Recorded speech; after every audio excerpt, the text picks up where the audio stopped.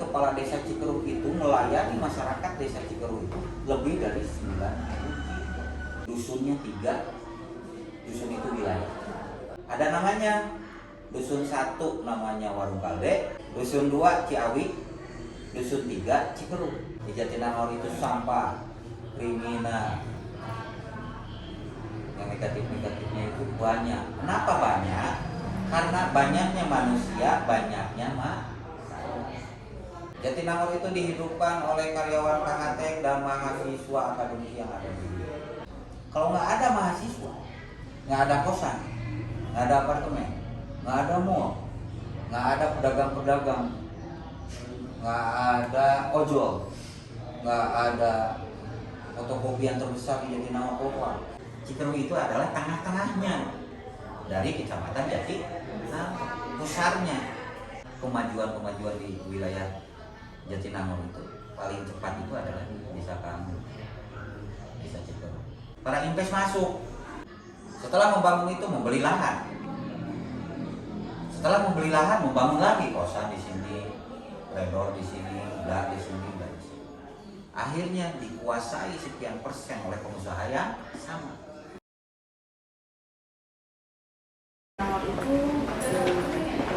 Berasal dari Jatinangor. Itu di daerah antara Jatinangor dan yang Nanggeh, Jatinangor. Nah, Jatinangor, tapi sebelumnya itu kawasan perkebunan karet. Sekarang kan sisa-sisa sejarahnya masih ada ya, di antaranya loji, sama jembatan cincin. Garis besarnya Jatinangor menjadi kawasan kota pendidikan itu ya by proses kan ya, tidak sekaligus umpan. Pertama itu yang datang itu ada Akademi Koperasi tahun 1982, terus ada APDN Bandung, baru ada 1 gedung APDN. Di sini juga sejarahnya Unpad itu mungkin karena target wirausaha itu kan menjadi bidik sasaran ya, dengan kota pendidikan mungkin peluang usaha itu lebih banyak. Nah, disitulah buka kos-kosan sekaligus mall, apartemen itu ya. Cuma penduduk Jatinangor itu ada beberapa perkampungan yang dipindahkan seperti Cikujur, Ciparanja, Cikiat, Gordon, Dibuna. Ibu tahu lah ya posisi Fakultas Pertanian bekas kampung apa, yang termasuk rektorat ITB itu kan bekas SDN Jatinangor, SD Ibu di situ. Nah, jadi jadilah setelah ada Unpad IPDN, jadilah kota pendidikan. Mungkin kan kalau untuk urusan yang luar Puri saya nggak begitu paham ya. Kalau Puri sendiri ini sekitar 97 mulai pembebasan tanah segala macam, dengan maksud mungkin didirikan ini hunian untuk masyarakat biasa tadinya. Nah, saya juga masuk di sini kan udah hampir 20 tahun lebih lah di sini tinggal, dengan harapan saya tinggal di sini tuh dekat ke kota, dekat kemana, dekat ke jalan tol, aksesnya bagus lah. Makanya semua orang banyak yang pilih di sini. Karena banyak investor juga yang masuk di sini ternyata. Jadi mereka bukan beli rumah untuk hunian, tapi mereka beli untuk investasi.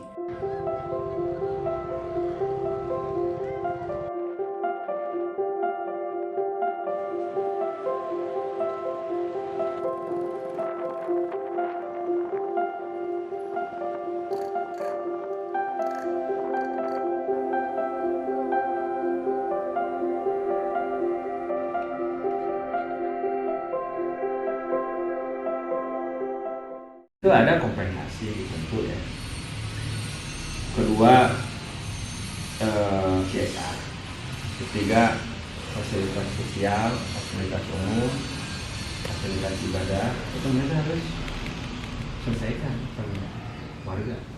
Mereka itu satu harus izin, yang kedua mendengarkan apa keinginan masyarakat. Itu persyarat itu ada dalam undang-undang.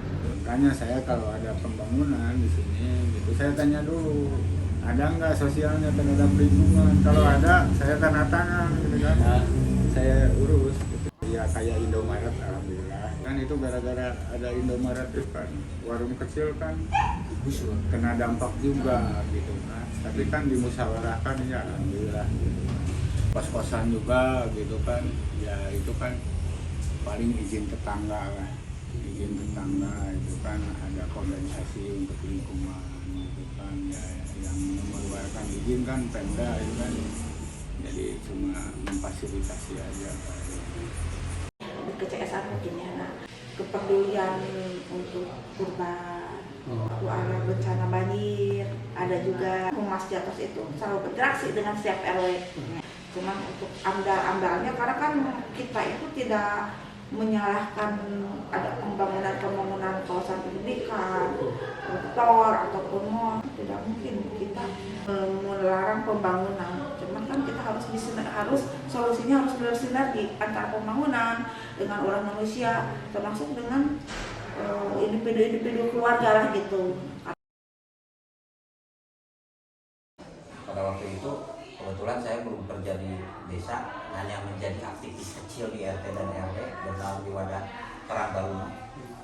Cuman kita bergabung dengan teman-teman di tiap desa menuntut bahwa hak dan kewajiban pengusaha dan masyarakat itu harus sinkron.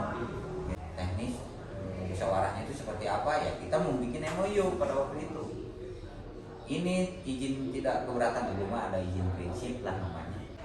Akhirnya bupati, dinas, semua berkumpul.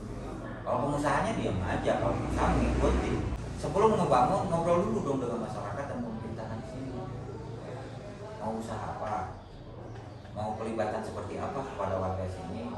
Terus jangan sampai mengganggu di lingkaran lingkungan itu sendiri.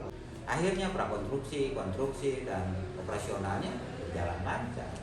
Dulu kayak Jatos ya, rame juga dulu Jatos. Ya kebetulan saya dari awal lah kerja di Jatos gitu. Banyak ya yang demo gitu. Ada mahasiswa yang dulu gitu ya. Ini tahun berapa Pak? Tahun 2005 membangun, operasional 2006. Kebetulan saya kan security-nya di sana gitu kan, jadi tahu lah ada yang demo dari mahasiswa, dari warga, di mana-mana. Ternyata yang pengunjung banyak mahasiswa. Mulai 2010 itu dampaknya mau kerasa. Sekarang dengan adanya Unpad ini kan mahasiswa sekarang masuk di lingkungan masyarakat yang membawa kebudayaan dan kebiasaan masing-masing. Tumplek di satu lingkungan, akhirnya kan dia pasti mewarnai di situ. Nah, ini yang menjadi dampak. Belum dampak lain-lainnya dari misalnya sampah, ya. Terus dampak yaitu yang sosial. Mahasiswa yang ada di sini, di komplek ini, di lingkungan ini udah ada 1.400 orang. Penduduknya cuma 400. 1.400 nggak ada orang tuanya, kayak ada begini. Berarti kan kami ini sebagai penduduk di sini harus ikut menjaga mereka. Kami ini jadi orang tuanya mereka. Masa iya sih mau saya biarin mereka mabok-mabok dibiarin? Warga yang lain juga ini kan saya perlu kasih wawasan juga bahwa mahasiswa di sini mau nggak mau kita terima. Itu udah jadi bagian dari kehidupan kita. Nah, yang jadi masalah sekarang yang punya kos-kosan, yang punya kontrakan ini bukan orang sini. Mereka hanya ngaruh duit, investasi di sini, usaha di sini, nyewain ke mahasiswa, udah. Apapun yang terjadi mereka di sini bukan urusan dia, lingkungan yang nanggung. Puri ini ada satu titik dekat sawit sana, itu titik terendah Jatinangor. Apapun yang dibangun di atas itu akhirnya pasti bermuara ke sini. Kalau hujan dikit aja sekarang di sini tuh udah jalan tuh udah kayak selokan.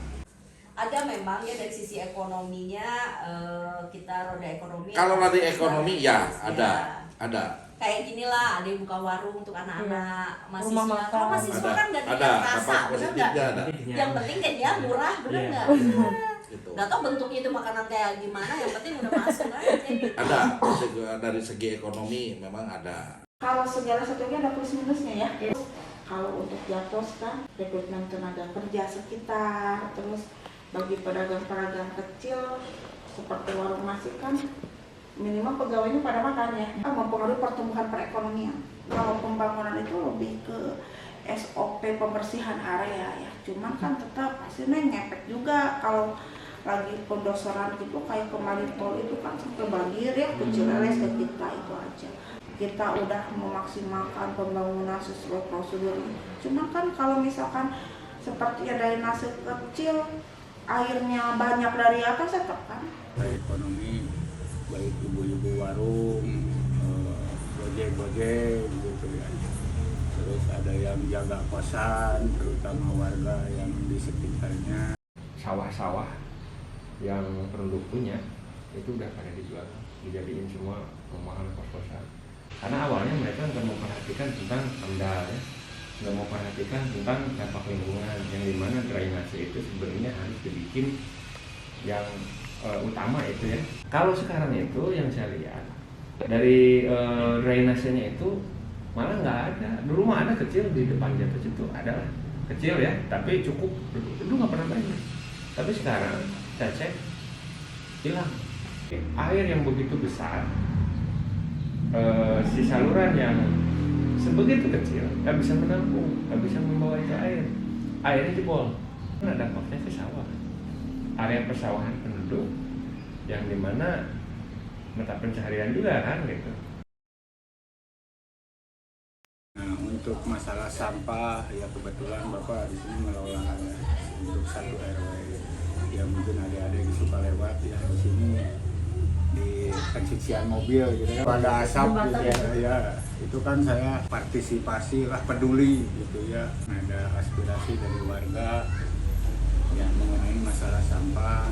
Ya alhamdulillah saya yang mengelolanya nah gitu kan, khususnya satu RW ya. Kebetulan RW lain juga pengen ikut ke saya. Nah saya juga alhamdulillah dari pihak Unpad gitu ya, ada kerjasama menyediain lahan. Adik-adik mahasiswa juga ikut gitu ya, bergabung dengan saya mengenai masalah sampah. Ada 5 personil mungkin ya yang ngambilan ke tiap rumah atau ke warung-warung itu, ada 2 orang, ada bagian nyortingnya, ada bagian pembakaran. Kan saya kan dibakar nih, pilah gitu ya, mana organik, mana anorganik gitu ya. Jadi ya secara ekonomi yang nganggur-nganggur juga terekrut gitu ya, alhamdulillah secara ekonomi. Itu barang-barang bekasnya kayak botol gini ya, gelas-gelas gini bisa diuangkan. Ya alhamdulillah ya, saya juga banyak dukungan gitu mengenai masalah mengelola sampah saya dari kepala desa, dari Pak Camat sampai bupati juga, dari dinas juga, bahkan mau ngasih kendaraan operasional itu rencana. Upaya baik dari pemerintah untuk membangun satu wilayah itu adalah dengan tujuan untuk mensejahterakan masyarakat, baik dalam ekonominya ataupun dalam kehidupan sosial. Akhirnya penduduk asli kita tuh di bawah. Artian di bawah berarti melihat ke atas. Masyarakat kita menjadi penuh.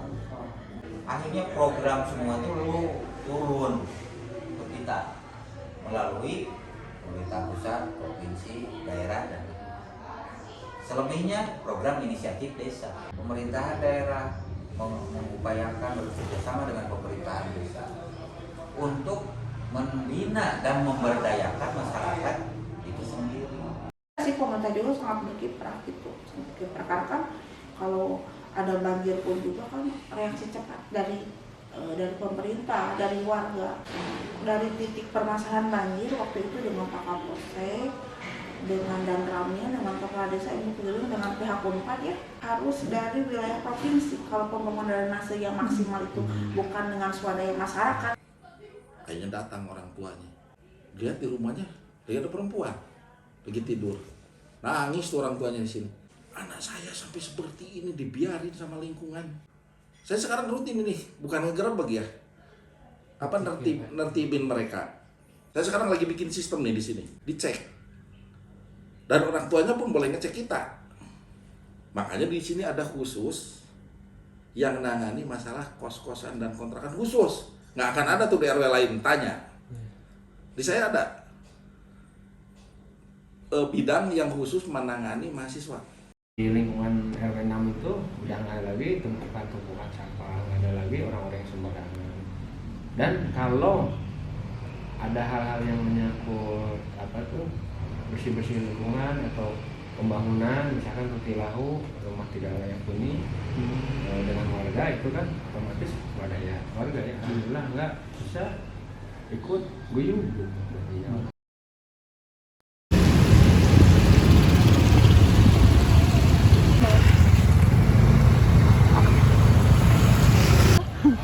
Jadi Cikerus sekarang lagi banjir banget. Ini mobil coba lewat.